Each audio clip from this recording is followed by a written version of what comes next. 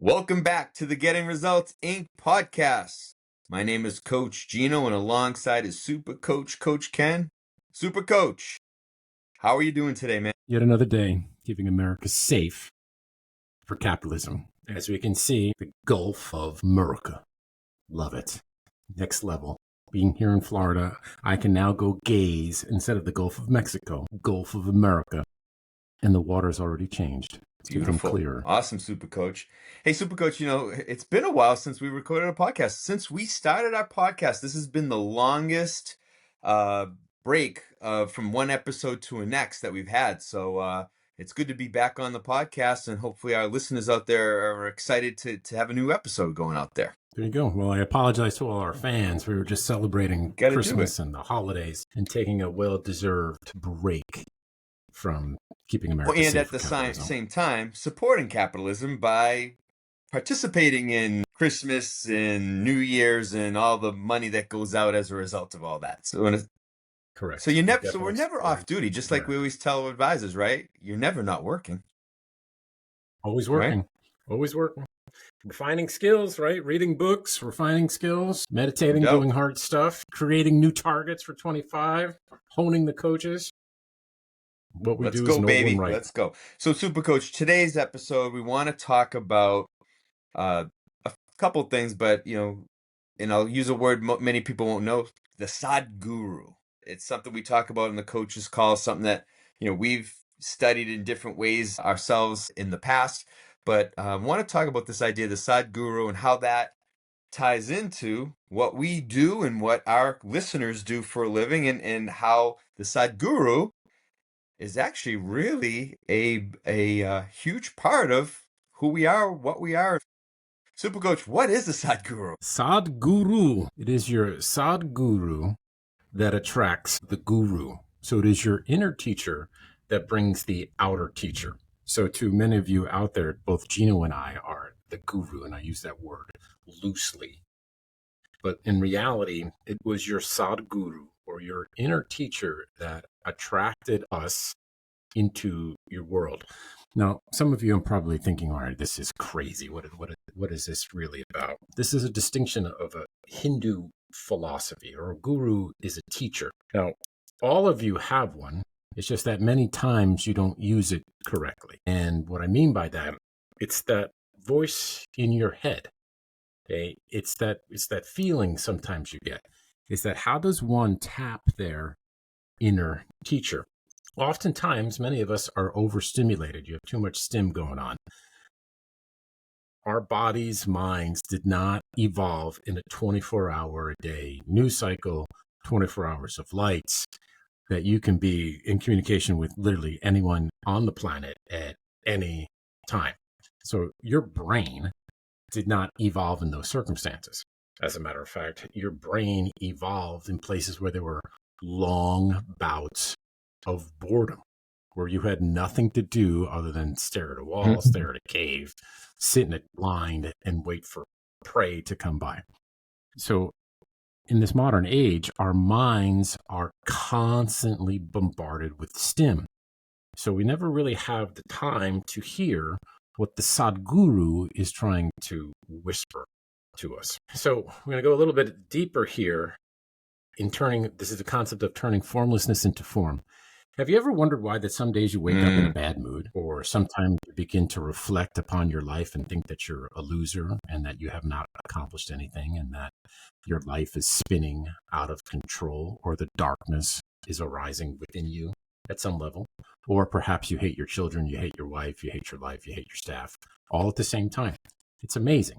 It gets this fascinating question. Well, why is that? You didn't hate them yesterday, but yet you hate them today. Or maybe you even liked yourself yesterday, but you really don't like yourself today, or what's going on, or the direction of your business, or you're making, $500,000 a year, $1 million a year, $2 million a year, and yet you still feel like a loser.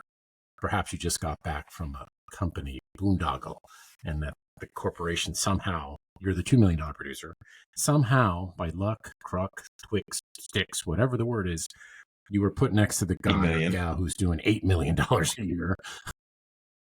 And you felt like, just like a Comparing bug, up again, like a bug. comparing You're like, up. oh my God. Yep.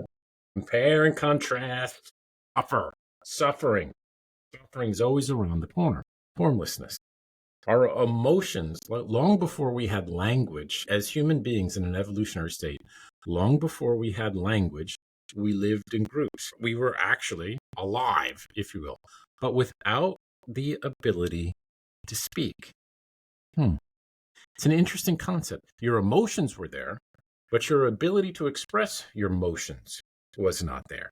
And in time, we evolved this thing called language. And so, what language really is, it's a way to express what's going on for us internally. We begin to put form to the formlessness. So, if you turn formlessness into form, your mind can begin to understand things. So, Gino, just let me tell you a really simple story to sort of lay this all out really quickly. So, let's imagine you're all at home. It's late at night. For some strange reason, you just watched Friday the 13th, part 1, part 2, part 3, part 4, part 5. You just marathoned Friday the 13th. Jason Voorhees. You got Jason Voorhees in your mind.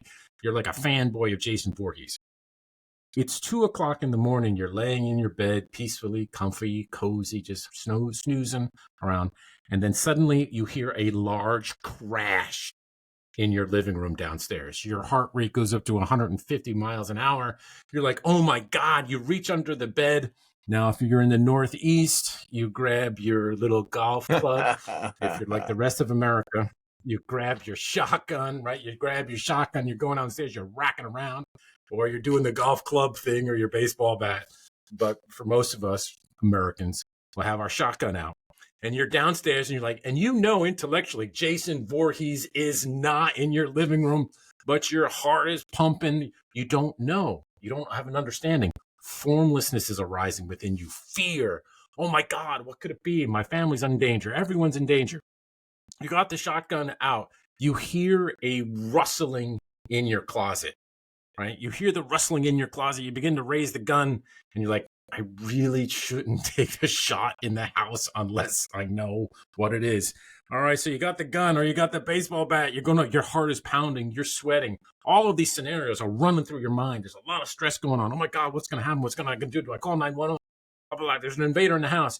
You go to the closet door, you kick it open a little bit, or you nudge it open with the gun, and you're about to, and your cat comes out, right? And your cat comes out. And then suddenly, all of that anxiety, all of that fear, all of that formlessness literally goes away because now we have form. You understand what caused all the stress. It was your cat, right? This is no longer a DEFCON 4 situation. It's your cat. So all of that stuff immediately, all of those emotions, all that fear immediately dissipate because formlessness turned into In Super form. Coach, I think it's important to point out is that's where in our minds, our brains, we the picture comes out, the stories of based on past, maybe based on the Jason movies, we get these pictures in our head of, oh my God, this is what's happening. In your No mind, doubt. your brain doesn't know the difference between reality, but it's the body is telling it, your body's triggering saying there's a problem here. I'm anxious, my heart's going, all that stuff. Yeah, To the you're anxious. brain, there's truly a threat, even though there really isn't, because it doesn't know the difference between what's real and what's not. It doesn't know. Right. So the brain does not understand what's going on. Yeah. So formlessness is present. Okay. So formlessness. So in this idea of tapping into Sadguru or your inner teacher, you want to help your inner teacher turn formlessness into form. So let's go back to whichever conversation one. Either you wake up in the morning and you hate your family, you hate your life, you hate your existence, or you're at work and you're angry with your staff, you're angry with yourself. There's a feeling of angst, disappointment, anxiety, frustration, Disappointment, anger, failure. disappointment, failure, loser, whatever that conversation is. And once again, even if you're making $500,000, $1 million, $2 million, you're human. So these feelings arise within you. Now, sometimes we can just say, oh, screw it, I'm just going to suppress it and go onward. Okay, that's an option that usually comes back to bite us at some point. Or we take a different route. And if you've been a fan of ours, and if you're part of our work and you've read some of our stuff, we will say this conversation that whatever you can observe cannot be you, right? The act of observation negates the thing that you are observing, or meaning that you can't be the thing that you're observing. Okay. Hopefully that makes sense, everybody. You cannot be the thing that you're observing. So if you're observing inwardly that you're frustrated, disappointed, feeling like a loser, the observation of that means it's not you. It could be part of you. It could be in you.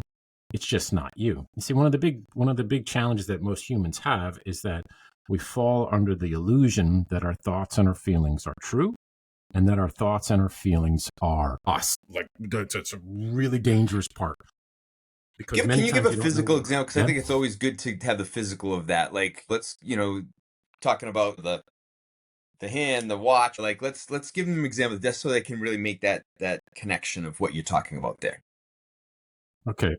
So everybody out there, if you're listening or if you're watching us on YouTube or various other social media stuff here, and the mind bending stuff here, and everybody's going to go, oh, no shit, no shut.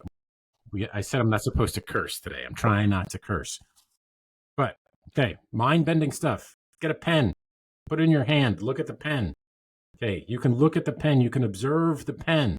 Okay, everyone's going to say no, duh.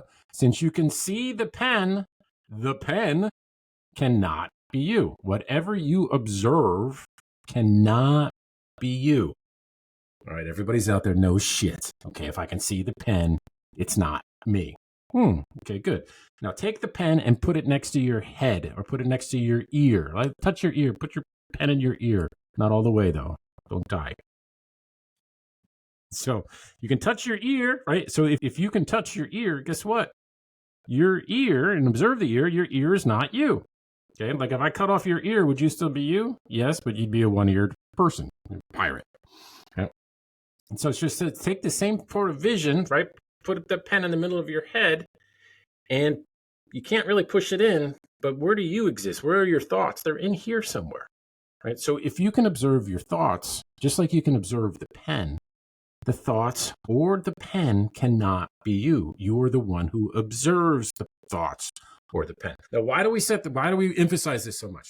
Because if you're mindful enough, it creates a gap. It creates a space where perhaps you can bring your frontal lobe in and think, okay, am I a loser? Or why am I angry? Or why don't I like my spouse, my dog, my kid, my clients, whatever that is? Okay, now, next step, right? This is important. Get pen back in hand, or get fingers on keyboard and begin to write. Like literally, whatever's going on in your head, formlessness, thoughts, feelings, etc., begin to write it out on paper. Yes, that's called journaling. Fancy. Right? That's a Another fancy name, journaling. fancy word for fancy. Well, the real fancy concept is processing, right? Is you're processing, you're turning formlessness into form. Emotions have been in your genetic code much longer than language. But when language came around, language gave us a key to begin to communicate, but also to turn formlessness into form, to begin to have an understanding of these feelings or emotions within us. Remember, your body is a lot bigger than your brain. Your brain is probably roughly 1% of your entire body mass, right? Maybe 2%. Right. So that means you got 98% of body, and 98% of body that's been around on this planet for a really, really long time, that survived in incredibly harsh conditions, that had to make shortcuts all the time to survive. So if you can slow down your mind a little bit, and the act of writing slows down your mind. Okay. And when you slow down the mind, it allows intellect to begin to parse and process, as compared to instinct or raw emotion. I mean, that's actually a breakthrough for me too, in just saying that. Formlessness into form is because the mind moves so fast. So imagine this, everybody out there. You have an overstimulated mind. You have like a mind on crack or meth. It's constant, like you're constantly embedded with information. It doesn't have time to process. So hence, that's why our moods can be up and down. Things can go sideways, etc., because we are not turning formlessness into form.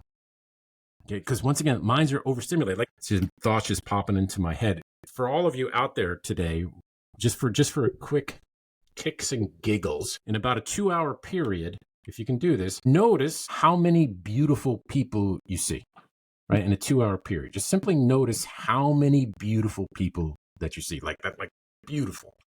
Now, depending on where you are, if you're in New York City, you may see a lot. If you're in the middle of Kansas, nowhere, you may see none. Think about in that two hour period.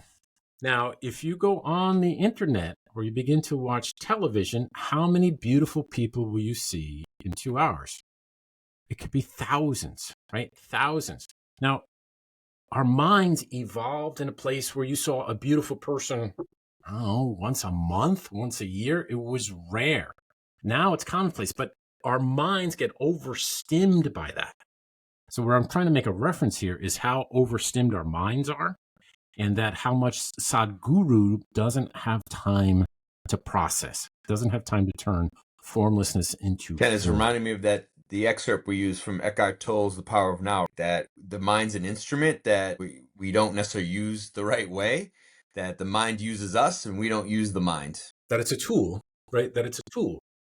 So that's great. Just a great point, Gina, because sometimes people forget that the mind is a tool. Okay, now, but imagine a tool, like there's that old Japanese saying that if your only tool is a hammer, the world becomes a nail. Okay, so if you imagine your mind is a chainsaw, right? Chainsaws are really appropriate for cutting down trees, but not too appropriate for carving a turkey. A little overkill. You're right. It's a little messy, much like what the mind does. Right. Because the mind is constantly, never-endingly trying to solve problems by what you're stimmed by. Like the big thing is that the mind's always on threat patrol, right? Looking for threats, and then when it's looking for threats, it creates imaginary threats that get us all anxious and stressed out. And sometimes we end up believing that stuff instead of stopping and allowing ourselves to really, to your point, put the formless to form, so that you can really look at it and go, "That's never going to happen." I wish I had the stats. There's a stats around thoughts and what percent actually come to fruition versus how many will never happen and how many the possibility. And it's like a minute percentage of, it's like, That's ridiculous. Right. It's ridiculous. Minuscule, but yet we get ourselves all crazy. And again, your brain doesn't know that it's real or not. And you start going, to your point, feeling it in the body and start getting stressed, getting anxious, heart rate goes up. And man, we can get overwhelmed and all kinds of stuff happens from there. Mm-hmm. Because then the body begins to overwhelm the mind. Because think about it, it's much more important for you to survive than for you to think. That's right. Right. If we really take a look at this, it is much more important for you to survive this moment than to think through this particular moment. Because we evolved in savage circumstances. We were always in a calorically deficit. We never had enough food, right? We are built to conserve energy, both thinking energy as well as physical energy. So now in the modern world, you're overstimulated. And being overstimulated means you never have the time to process or to think. But Sadguru, or your inner teacher, lies in the thinking, when the mind quiets itself and allows you to process.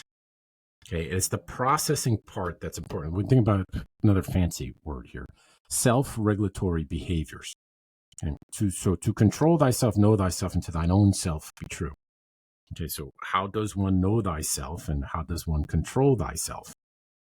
Part of that is getting clear on what you're thinking and why are you thinking that way, and is what you are thinking true? See, I would say, like, every time I have an argument with my wife, if I'm thinking, okay, and if I take time to process it, it's usually a relatively trivial matter. That's something that can be handled relatively easy. But if I decide to go into a full-fledged fight about it being a commitment to being right, and the more and more I'm committed to being right, the more and more righteous I become. And then usually the argument becomes worse and worse, or my mind descends on a deeper and deeper and not deeper as in good, but lower and lower level. So it becomes about winning. Okay, winning. And if you have a disagreement with your spouse and you win, and you're in a spousal relationship, that means you lost because it's a we thing and not Right. a me thing. We could do a whole other podcast on that one. So most of your discontentedness, all the weirdness in your world is self-inflicted. Everything is self-inflicted. So if you can prevent the self-infliction of wounds or weirdness, it's a slight edge. You're playing an advantage, right? Like Sadguru is playing an advantage. So actively processing what's going on in your head or how you feel is an advantage. So Super Coach, let's give extra credit here. So what are some tips and some tools they can use to process stuff so that we can help our listeners with that? Pen and a pad is one simple thing, fingers and keyboard.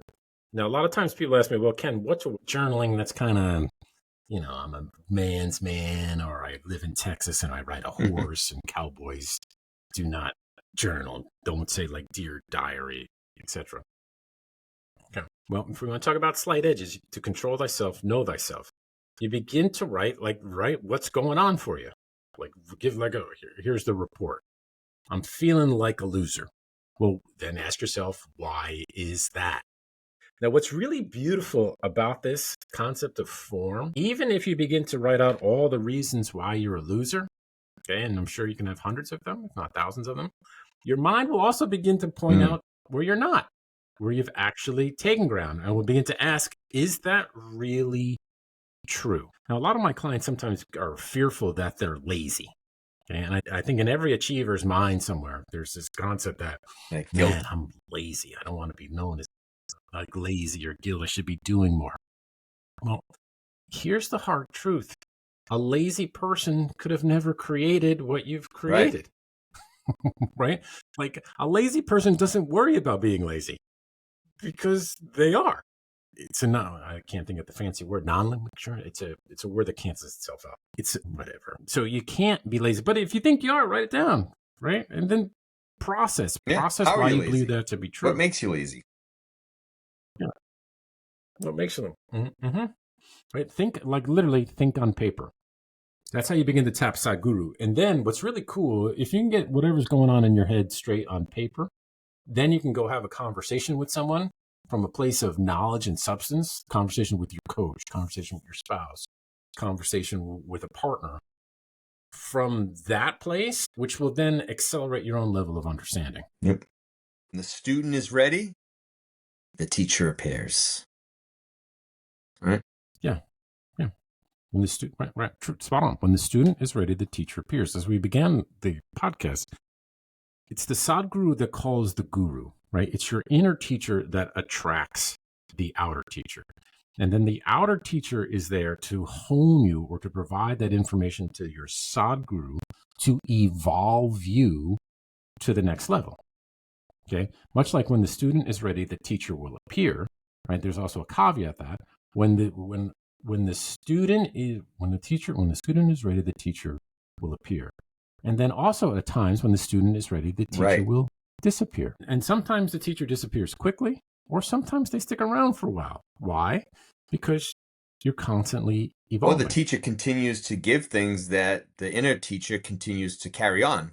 I think about our weekly calls with our clients, right? We're giving them something to work on or teach them, and then their inner guru should be taking that over for the week and working on it, right? And keeping it top of mind and working through it so that inner guru is working at the same time with the outer. And that's why we get great results. It's like that old saying, the more that you understand, the more that you understand.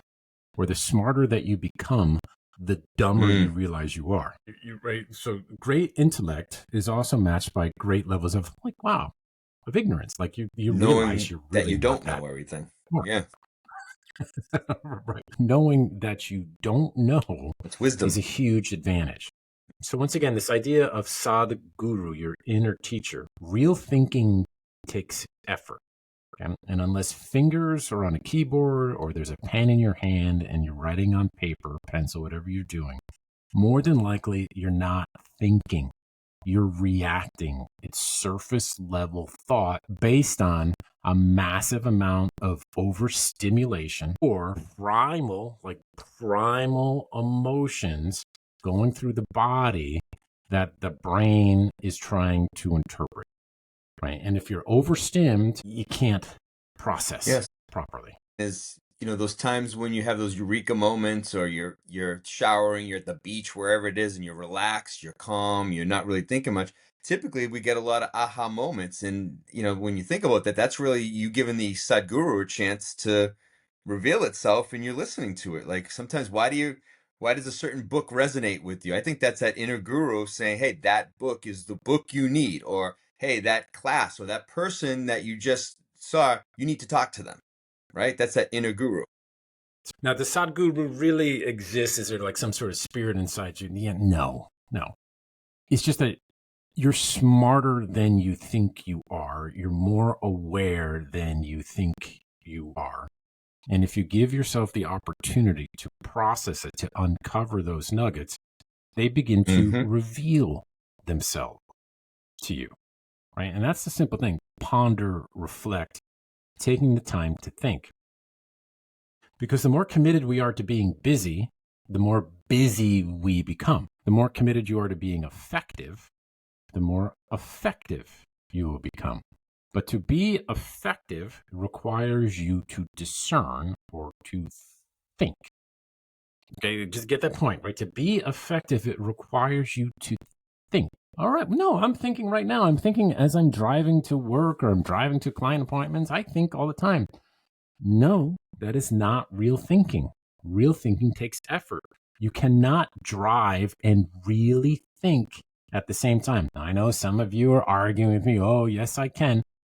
But be mindful of something, right? Part of your brain is keeping you alive That's right. in driving, right? So you can't be 100% thinking if you're trying to keep yourself alive. So when you're real thinking, everything else disappears except what it is that you're Right. doing. Okay, so process.